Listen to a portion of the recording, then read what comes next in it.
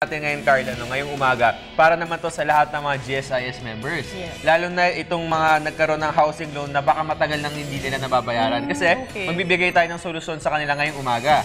Ito yung tinatawag natin na Housing Loan Remedial and Reconstructuring Program ng GSIS. Kaya ngayong umaga, Carla, makakasama natin ang Vice President for Frontline Services Housing, walang iba kundi si Mr. Giovanni Gan. Good morning, sir. Good morning, Magandang June. Good umaga morning, po. Carla. Ayan, sir, nabanggit na nga po ni Jules itong Housing Loan Remedial and Restructuring Program o ang tinatawag na HLRRP. Ano po ba ito? Actually, this is a program that was opened by the Board of Directors, okay? Addressed dun sa mga miyembro at saka yung non-members, no? Both, hindi lang members. Kasi meron na tayong mga borrowers na non-members na medyo nakaligtaan yung pagbabayad nila ng kanilang housing loan before o yung kanilang mga housing accounts, naburo, nabaon. At ngayon, sabi ng board, bigyan natin sila ng pagkakataong makaangat, no? At makarecover. At nang wag mawala sa kanila yung kanilang dear house, kung tawagin, no? Kasi ang problema natin, di ba, bahay. Isa yun ang pinakang main. Di ba, may news ng isang araw, yung bata, palaboy, di ba? So, we don't want that to happen. So, sabi ng board, let's extend the best way we can, no? Yung mga programa na pwedeng makapag-recover sa kanila, ma-recover nila yung kanilang house, okay? And this is the Housing Loan Remedial and Restructuring Program. This is where those old accounts, those overdue accounts are given the chance to become current again.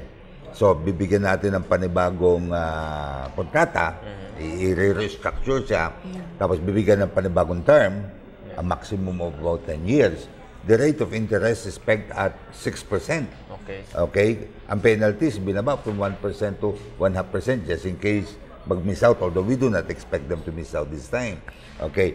And not only that, okay, yung mga accounts na dati ay nasa original awardees, tapos inilipat sa ibang tao kung ba nabalitaan nyo before yung mga nabili ko yung rights sa bahay na yan, nabili ko yung rights sa lupa na yan, na kumisan 10 taon, 15 taon, tapos mamaya may pupunta na lang doon, uy, umalis kayo dyan, hindi inyo itong bahay.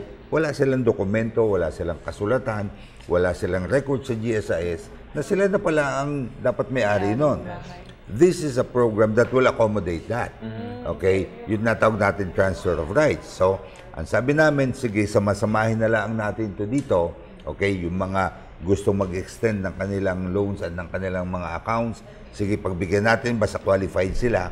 Pagkatapos, lagyan pa natin ng isa, sabi niya ganon.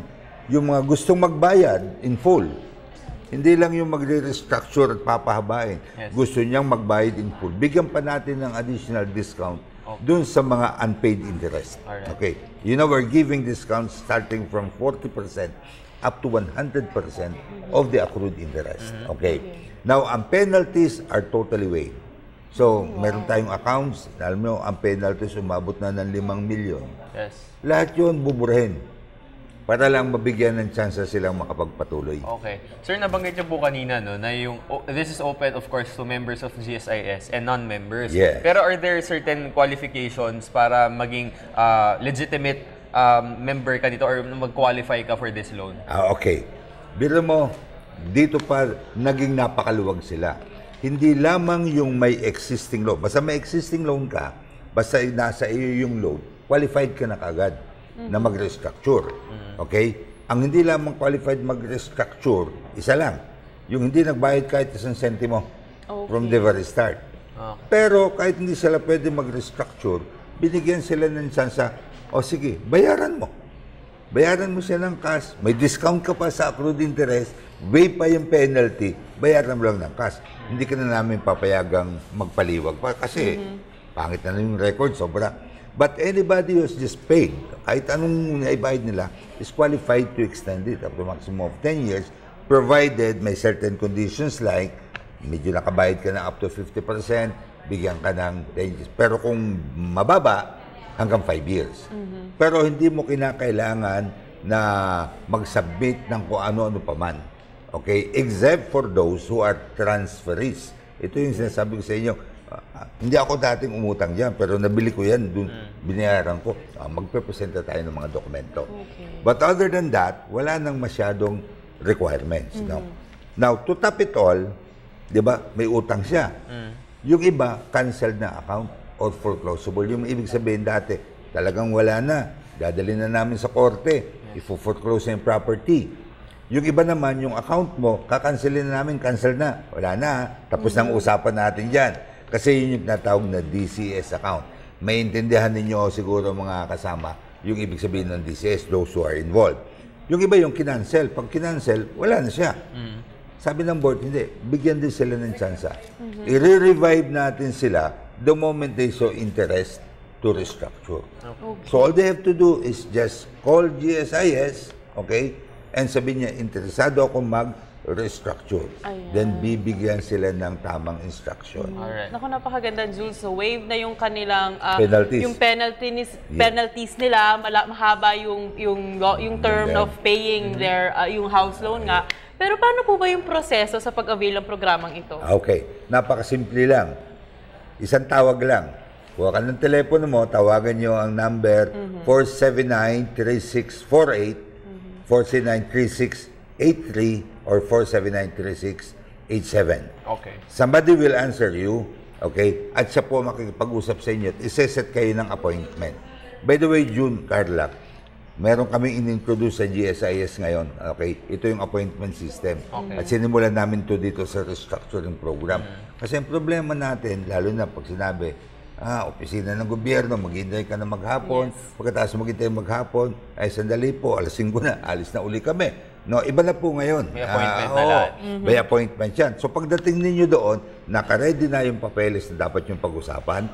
Alam nyo na ang dapat yung dalhin. Kasi bawat isa, iba-ibang kaso. Yes. So hindi natin pwedeng i-generalize. Okay. So pag nakausap siya, ito ang date nyo. Now, ang konting problema lang doon is sa dami na nagpapa-restructure. Actually, right now, mahigit na kaming 3,000.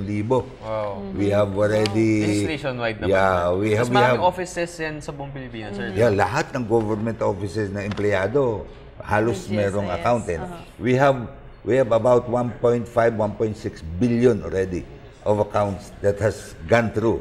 Wow. The past how many months that the program has been ongoing. Kaya ang sabi namin, siguro it's time to extend it further.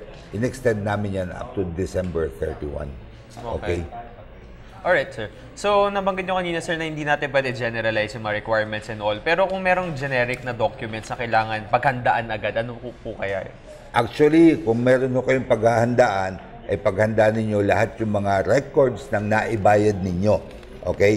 Yung mga remittance, deductions sa payslip, dahil baka sakaling meron kayong question. Kasi yun, Carla, ang issue lang dito is, bakit ganyan yung utang ko? Bayad na ako. Di ba? Saka pa, babalik-balik. Dalhin nyo na po lahat yung mga ibinayad nyo. O ayan, ang mga bayad ko. Hindi, wala na reklamo, i-recompute na siya. Pag recompute, itong i-restructure natin. Okay. Pero wala nang ibang kinakailangan pa dahil may records naman sila sa GSIS. Makikita natin mga original na pinagpipirmahan nila doon. At gagawin yung kanilang statement of accounts. Ito naman gustong itanong ng lahat. Siyempre, yung iba ayaw nang ayusin yan kasi baka daw mamaya may bayad pa. Meron po bang application fee ito? Okay.